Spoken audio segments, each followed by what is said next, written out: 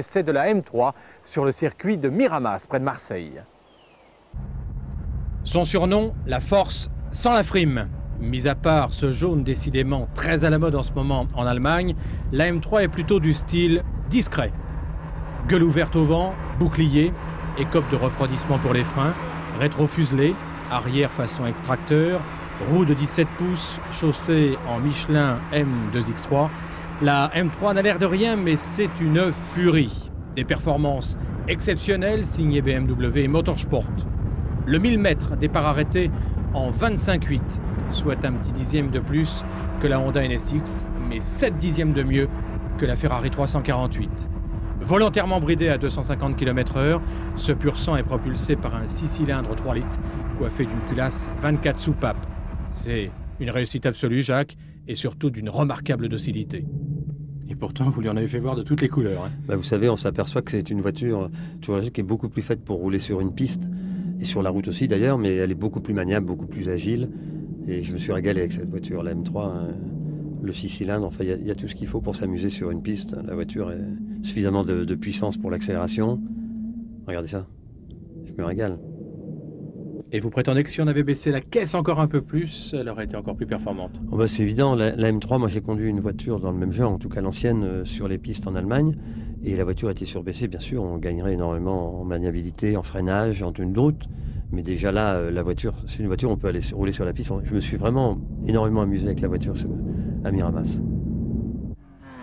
Les suspensions? Les suspensions, c'est toujours la même chose. C'est une suspension un peu souple pour tourner sur la piste. Mais c'est vrai que, regardez, on voit bien le travail des suspensions sur une ligne droite. Et on voit que la voiture est très bien suspendue. Les accélérations? Accélération formidable, phénoménale.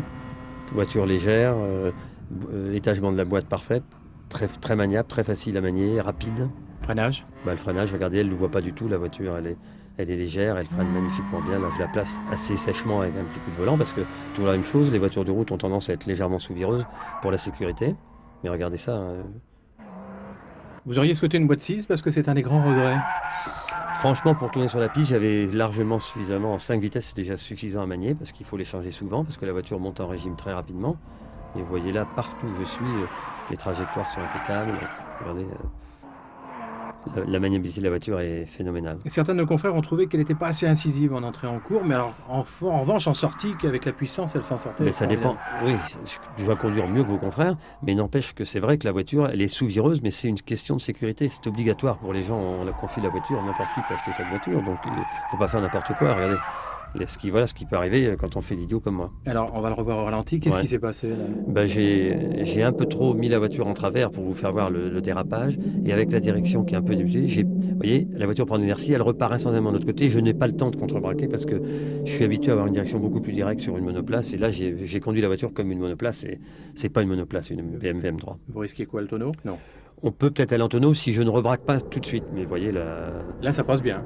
Ça passe bien parce que j'ai fait un effort. Eh oui, parce que vexé, Jacques est reparti à l'attaque. Ouais. C'est toujours aussi beau, mais là, ça passe sans problème. Voilà, on fait des erreurs, même Jacques Lafitte. Mais faites pas ça sur la route, Dominique.